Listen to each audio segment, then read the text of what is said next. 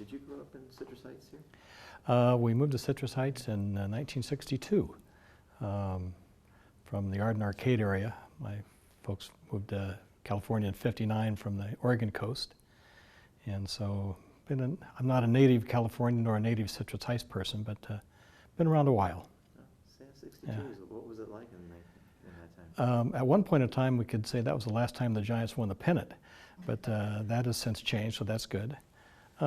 Community was much different. Greenback Lane ended at Auburn Boulevard, didn't go through to the freeway. Actually, where I grew up was down in the far southwest corner of what's now the city.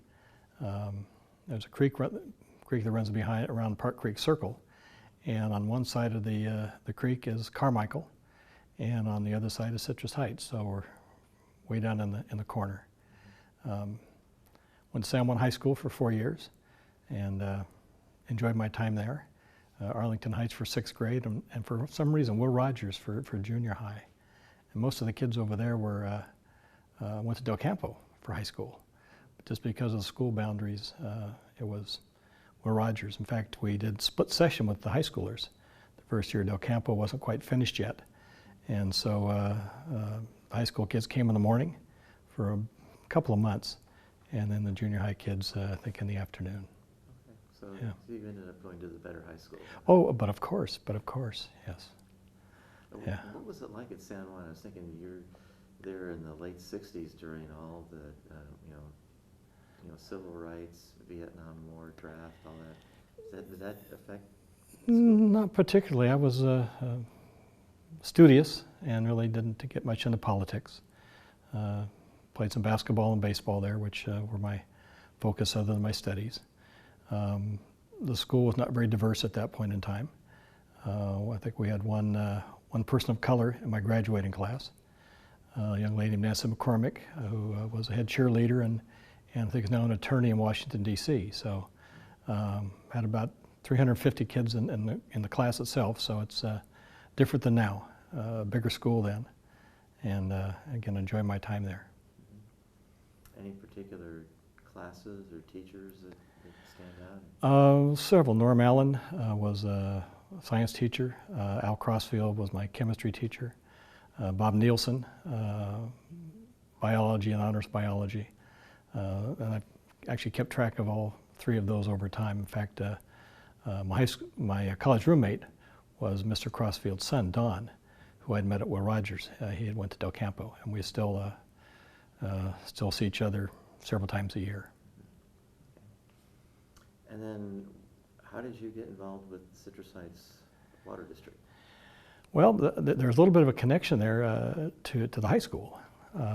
When I got out of college, midterm from Oregon State, came back home, sent some letters out to various water agencies and engineering firms and the Corps of Engineers. And I'd used my parents' phone book, which is the Pacific Bell phone book, to get some addresses and things of that sort. And Citrus Heights Water District, of course, in the old Roseville Telephone Company. So I had no idea of the district, even though the property backs up to the high school auto shop. And for whatever reason, I was coming up to the high school to do something in April of 1976. And the water district had built a new building in '72 while I was gone away at college. And I said, oh, Citrus Heights Irrigation District. That was the name of still the name of the organization now, although we go by Water District. Build a new building. I better send a resume to them. And, got hired May 5th that year, and 40 years later, retired last year. So there is a connection, I suppose, to the high school and my tenure at the Water District. Yeah. So what did you start out as in the Water District? I was the office engineer, second engineer on staff. Howard Nye, my mentor, and he'd been the general manager since '63, was also a graduate engineer from Southern California, USC. And so he brought me on as the office engineer. And about 4 years later, became assistant manager. And then unfortunately, Howard passed away in 1986. And so I assumed the responsibilities of the general manager position. So what were some of the things that you liked about working there? The people and the challenge of managing the growth. There was a lot of growth happening then, especially out Old Auburn Road. all the subdivisions and you know, the water mains. They did a lot of inspection work on a lot of the facilities that 40, 50 years later now that we're doing replacement of those lines there. They've come of age. Again, it was a growing time for the district in facilities and customers. What were some of the challenging things about your job there? So trying to find the time to do all the inspection work and the engineering work that was necessary, and managing as the district grew, properties had to annex into the district, become part of the organization. When the district was formed back in 1920, it had about 3,000 acres total, most in the core of Citrus Heights. And as these properties wanted water service, they would have to annex as the district grew. And so that was a LAFCO process. And so we helped the developers get through that process. As you may know, the district, while it has the name of Citrus Heights as its primary name, we don't serve all of the city of Citrus Heights. There are two other water agencies that serve the city. Sacramento Suburban Water and California American Water Company have collectively about a third of the city, the western portion. But Citrus Heights Water District also has customers in Carmichael, part of Fair Oaks, part of Orangevale, part of unincorporated Placer County, and a little bit of the city of Roseville. So it's multi-county, multi-city. So they took the name Citrus Heights, but it doesn't necessarily correspond with Citrus Heights. The city boundary. City boundaries or political boundary or postal boundary back in those days, yeah. Okay. So you worked there during the time of there's really very rapid growth within the area. So how did that affect your job and the water district? Just again managing the growth and the change in customer accounts, the number of ratepayers coming in. In fact, the growth was so significant and more ratepayers coming in that we didn't have a rate increase for about 11 years. The revenue was increasing, and of course we had to buy more water. Our primary water source is from San Juan Water District, surface water from Folsom Reservoir. We do have some wells that serve the district also, but primarily surface water from Folsom. And so revenues were increasing, pardon me, but the growth helped mitigate the need to raise rates. Oh, okay. Now you mentioned that you would help people work with LAFCO to annex property onto your district. What were some of the other government entities that you interacted with? The fire agencies, we work closely with them on placement of fire hydrants. They specify basically where they would like to have them. And of course, they're property of the water district to own and maintain and supply water to. So work closely with the fire agencies. Prior to cityhood, all of our permitting for our work, water main replacement work in Sacramento County had to go through the county down on Bradshaw, and then those plans had to be approved and permits acquired from Sacramento County. So worked closely with some of the people there on both the encroachment permits and on the inspection work that the county needed to do to protect their roadways that we were working in. Okay. How is that working for you, working with the county? We don't work with the county very much anymore because most of our territory is within the city. The relationships are still there. We just don't see the county folks that often or have a need to acquire those permits anymore from the county. Mm-hmm. We work more closely with the city now. Mm-hmm. Okay. But prior to the city, I noticed on the Water District's website that there's a statement that the people there desired to have, it said, a desire to bring government closer to the people and provide better coordination of infrastructure. Can you tell me a little bit about that?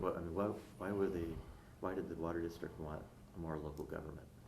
Well, more accessible and closer, not having to drive downtown, and the competing interests of the county with other agencies, having a government closer to to the people and closer to the agency, we deemed a benefit to the district. And that's the reason the district supported the Incorporation project and made a financial contribution to it. Okay. So were there any other issues that why you wanted more local government? Not really. I mean, I have to probably edit this piece out. I can't think of any at this point. Yeah. Okay. So, when did you first learn about the Citrus Heights Incorporation project? Well, we knew it was out there, and there were people such as Doug Ossie, Bill Van Duker, Roberta McGlashan, Jeannie Bruins, etc., looking to provide a city for the people rather than the county government. And so we've been aware of that since the get-go, and watching from afar, knowing that we needed to both protect our relationship with the county and build a relationship with cityhood should it come about. Okay. And then how were you brought into the process? Kind of brought in the process at the 11th hour, as it would be. Doug Ossie actually, he built the Sylvan Road mini storage, which is now a different company, but is right next to the Water District office. And he stopped by, I believe, in April of '96, and I know the Incorporation project was at LAFCO, and he said, "Do you think the Water District would be interested in helping us fund this last piece so we can get through LAFCO and get on the ballot?" I think there were some fees needed to be paid for a financial environmental impact report. And so, well, Doug, I really don't know. I can ask the board and see what their feelings are. And so brought that to the board's attention, I believe it was in April or May of that year. And they requested an opinion from our legal counsel, Judy Albeets. And she said, well, if there's a connectivity between the Water District's activity and formation of the city for the betterment of the people, certainly it's within the discretion of the board to both support financially and by resolution the city's Incorporation project efforts. So that led to the June 4th meeting in 1996, where again Mr. Ossie spoke to the board, as did Mr. Van Duker and Roberta, and I think Jeannie also spoke. And David Zweig was our board president then. Tim Nunemaker was a vice president, and Henry Ingram was the third director. We only have three. We're unusual in government, having only three electeds. And they voted in support of the Incorporation project and did authorize contribution of $30,000 to the payable to the county to go to LAFCO to pay the EIR report. It's interesting that the next day, it was actually on the LAFCO agenda on June 5th, 1996. I think so it was indeed at the 11th hour, and maybe at 11:59:59, that close to the end to get that project through. So your meeting was on the 4th, which was the very same day that they needed a check. I believe so. I'm not sure if the check was cut that day, or if there was communication went back and forth between the district and or the Incorporation project and LAFCO folks that it would be on its way. But that was, is in the mail. Yeah, that's what was needed to move it forward. Yeah. So what was the discussion in that meeting? What were people saying? Just about bringing government closer to the people and you know, the benefits it would bring to the district, and indeed we saw that. The following year there was a grant process we applied for through the city for community development block grant funds for some fire hydrants, and again we worked with Sac Metro Fire on that also to put some fire hydrants in some underserved areas in the Citrus Heights where the hydrants were far and few between. And then over the course of the years, the ability to work closely with the city on their planning of roadway improvements and getting our work done either before or simultaneously with their work. Nobody likes to have a street cut up right after it's been repaved, So it's especially on the Arbor Boulevard corridor from Sylvan Corners up to Rush Park.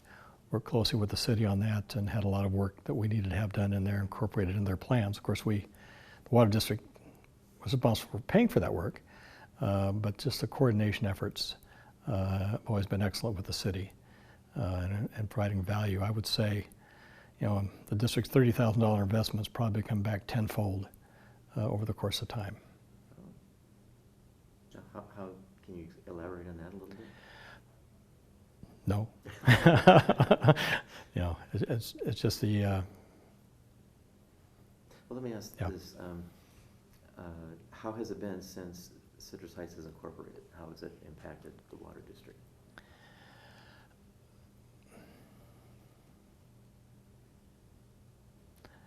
Our relationship with the city engineering department and planning department has been very good.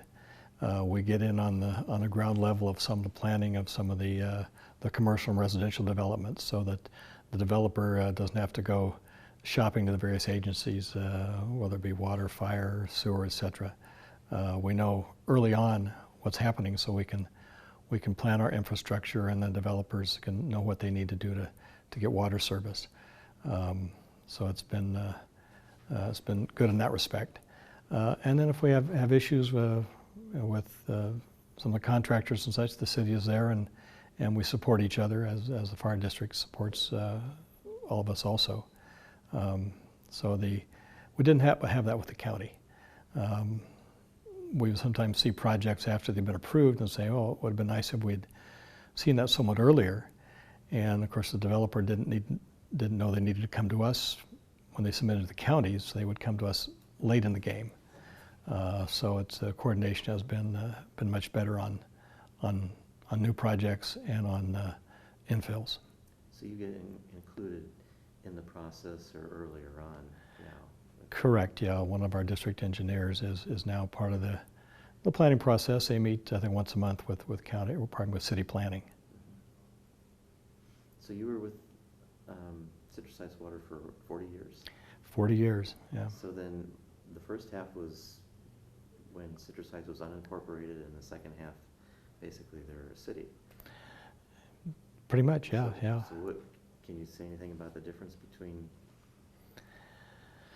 county versus city?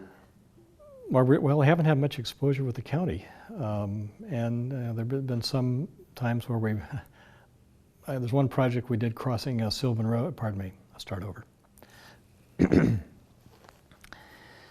We had a project about 5 years ago where we had to cross San Juan Avenue. Start over. My street's mixed up. About 5 years ago, we had a project crossing Madison Avenue at San Juan, and half of that street is County Street. Half, and then that'd be the south half, and the north half is City of Citrus Heights. The boundary runs right down the middle of the street, and so we had to get duplicate permits from the city and the county to do our work in the roadway. And again, I think it was a trust issue on inspection. The city inspectors knew us, knew we were good for what we said we're going to do, and it had to be a night job. Crossing a busy intersection during the day was just not going to work. And we knew that going in, and then we had a very good contractor out there doing the work for us. And of course, we had our inspector on staff watching to make sure the water system got put in correctly. And the city, I think, probably came out just once or twice during the, 3 weeks of the project. And so our inspection costs from the city were relatively small. Conversely, the county had their inspector out there all the time. We had somebody on site. And our inspection costs to the county were significant. So it's a level of trust you build with the people you work with on a daily basis. Not that the county didn't trust us, we just hadn't worked with them very much, and over the course of the several years since the city came to be. And so they felt best to have their interests protected by having their inspector there, and I don't discount that. That's certainly their call. But it's the relationships we're able to build with city staff and trust, knowing we were going to look out for both our facilities and their roadway. Okay. wonder if we can kind of repeat that one part where the water district gave or did you give money or loan it to the city? It was a contribution. It was not a loan. Oh, okay. Yeah.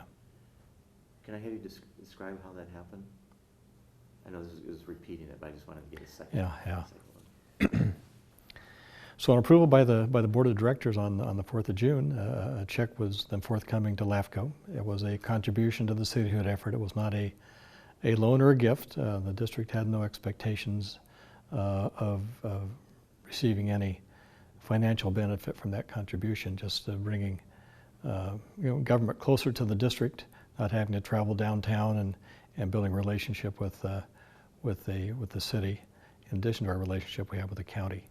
So that contribution was made, and the city was able to go forward with their Incorporation project through LAFCO and subsequently on to the voters in November.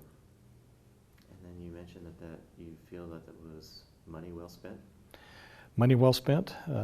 Again, we got some grant funds for fire hydrants to the tune of about $35,000. We had some previous grant monies also through a county process for some of the same things. So we knew about the CDBG funds, and we applied, I think in 1997 for those through the city, and we were able to put some more fire hydrants in, again, some underserved areas in the city of Citrus Heights within that boundary.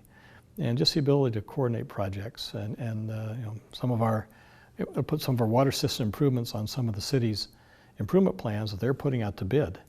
And the contractors, rather than us having a separate bid package and have to receive bids from contractors for the work, it was part of the city's bid process.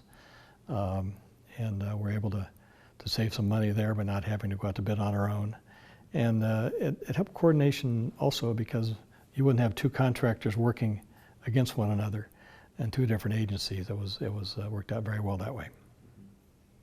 So how do you feel about playing a very key part in the incorporation process of Citrus Heights? Well, I think the credit goes to the board of directors, really. I brought it to their attention, and they said, well, we would like to do this, but we need verification from our legal counsel that this could be done. And again, the credit to the three board members, David Zwag, Tim Nunnemaker, and Henry Ingram, that they saw fit to provide that through their leadership to provide those funds to the incorporation project, so we are where we are now. In fact, there was a plaque on the old city hall, and I'm not sure where it ended up. Chris Myers may know where the plaque is. And again, the water district directors, the three I just mentioned, are recognized on that plaque for their efforts in bringing cityhood forward. And what was your role at the water district at that time? I was a general manager then. I'd been general manager for about 10 years at that point. Okay. So is that why Doug O.C. came to you then initially? Well, actually, he was a neighbor of the water district. Again, he had built the mini storage right next door, and although we saw each other frequently, and worked on his plans when he was putting the project together, and didn't know him really before then, but we became friends and acquainted. And again, I think it was before his political career. He was in the developing business at that point. Okay. Anything else that you'd like to add? Not particularly. I can talk a little bit more maybe about my my early years in Citrus Heights. Yeah. You have to put this back in the front end. Yeah. I didn't really know much about Citrus Heights itself. Having lived in the southwest corner, I didn't get much beyond the high school. My route was typically up Greenback Lane to high school, and didn't get much beyond that. Of course, Sunrise Mall wasn't built in the late '60s. It came about in the early '70s, and that was all vacant fields out in that area. Again, as I mentioned before, Greenback Lane ended at Auburn and was not as wide as it is now. I remember Fair Oaks Boulevard ended at Greenback. It didn't go through. There was I guess what is now formerly Ted Mitchell's property. There was I think a lumber store right at the end of Fair Oaks Boulevard where it had Greenback. And the times were much different. I remember, again, I was 12, 13 years old, but riding my bicycle from they're in the Parkwoods development, all the way across the fields at that point in time where some of the McEwen townhomes are now, to Arlington Heights Elementary for 6th grade.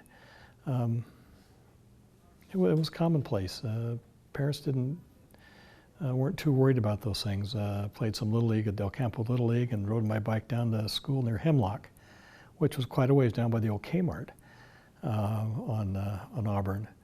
I'm not sure that in the times of the increased traffic and there's just more danger around, it seems, these days. Some folks may recall where Kohl's is now at Greenback and San Juan. Used to be Wonder World.